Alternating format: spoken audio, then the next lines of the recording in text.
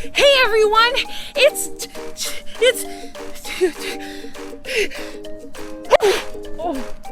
oh, thank you. So sorry.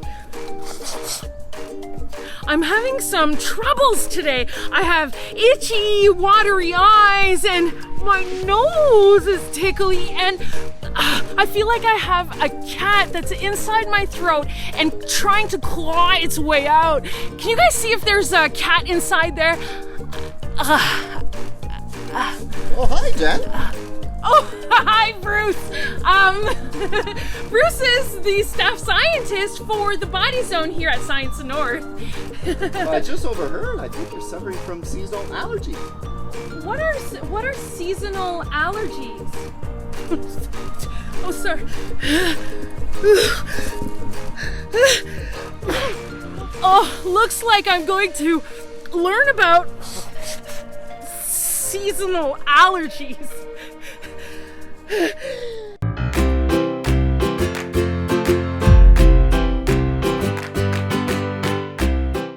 So Bruce, what are seasonal allergies? Well, just like the name implies, it happens during certain seasons. So sometimes it's known as hay fever.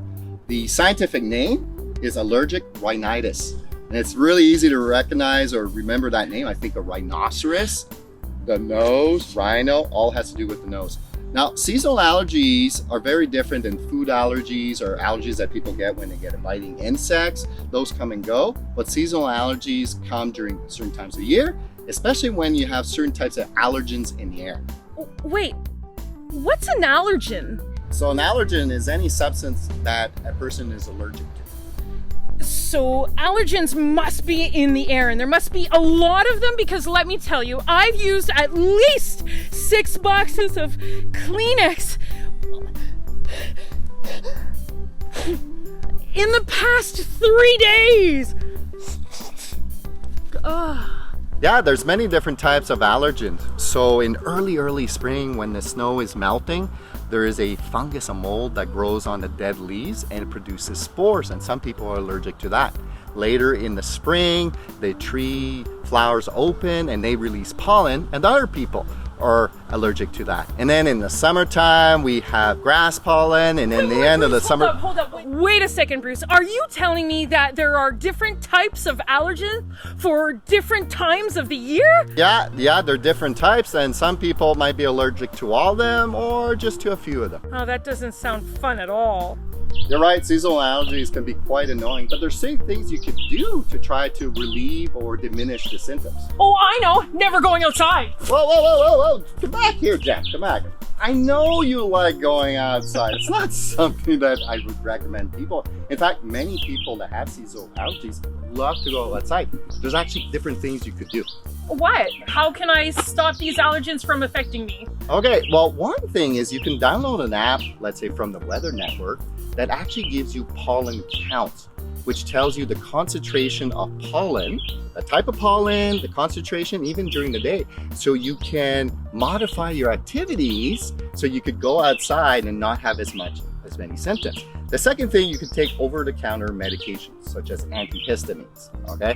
So be careful of the dosage, read the instructions really well so that you are doing what you need to do.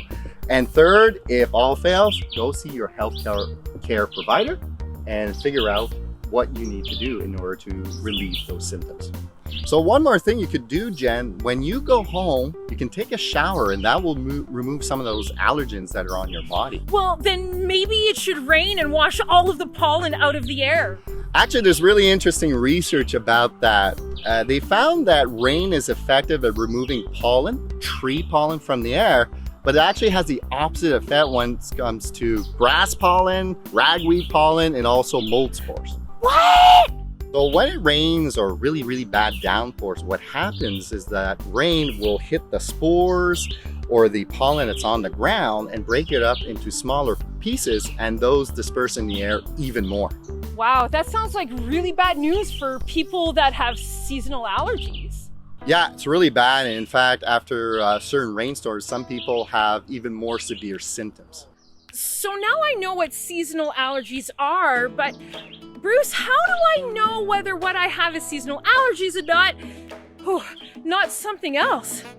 That's a good question, Jen, especially in the era of our pandemic right now. There seems to be some confusion between, people having seasonal allergies and whether or not they're showing signs and symptoms of COVID-19. What's really interesting, you could go to reputable websites like Health Canada or your local health unit, and they will actually list the signs and symptoms for each. So Jen, do you currently have a fever? Do you have a dry cough or phlegm coming up? Do you have is it hard for you to breathe? Okay, those are signs and symptoms more of COVID-19. But again, there's a lot of overlap, and my advice is to actually ask an expert on what you should do next. But friends, if you are unsure that your symptoms could potentially be related to COVID-19, please call your local health unit. They will be way better at advising you on what your next steps should be and if you need to be tested. Okay. Bruce, those symptoms sound like really bad news. Yeah, it's not fun at all. The itchy throat, the itchy eyes, the runny nose. It's really not fun at all. But keep in mind, that's natural for your body to react that way when it's trying to get rid of an intruder, let's say a bacteria or virus that wants to make you sick. But how does that work? So let's look at your body very briefly, okay? So your body has a police force within it. It's called the immune system. It has cells and tissues that work together to get rid of bad bacteria or viruses that are trying to get you sick. Now, one thing they release is a chemical called histamines. And histamines, when they bind to certain tissues, will cause your tissues to become more permeable to liquid, become leaky. And that's good because that allows your immune system to get in the area to attack the bad viruses and bacteria.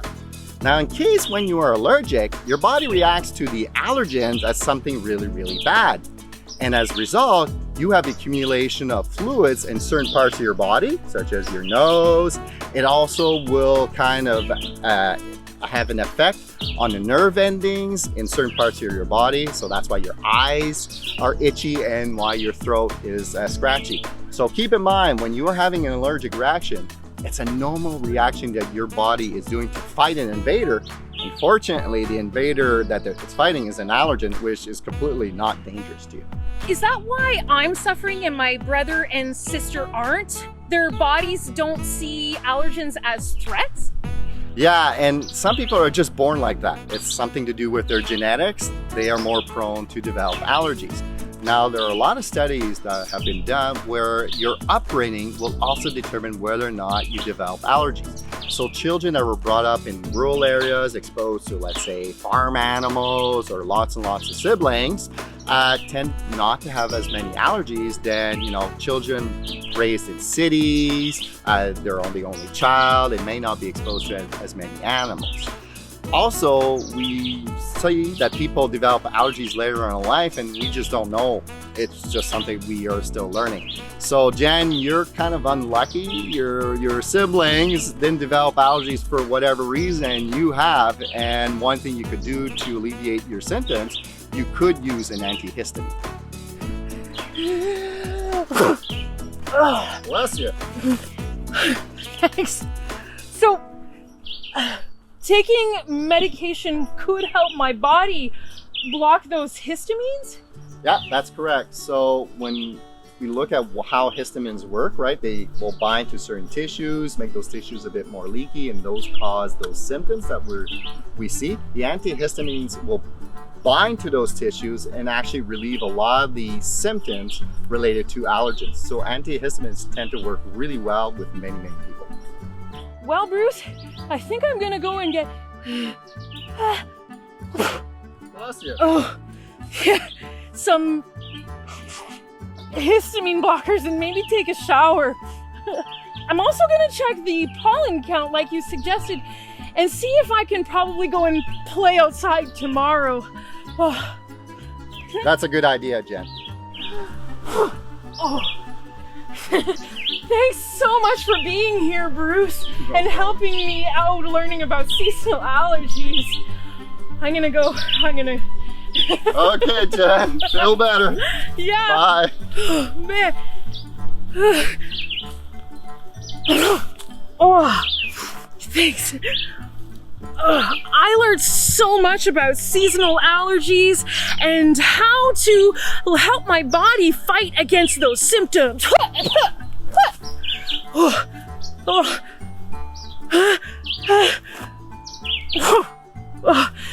Thanks for joining me. If you have an idea on something that I should learn about, feel free to let me know by leaving a comment below.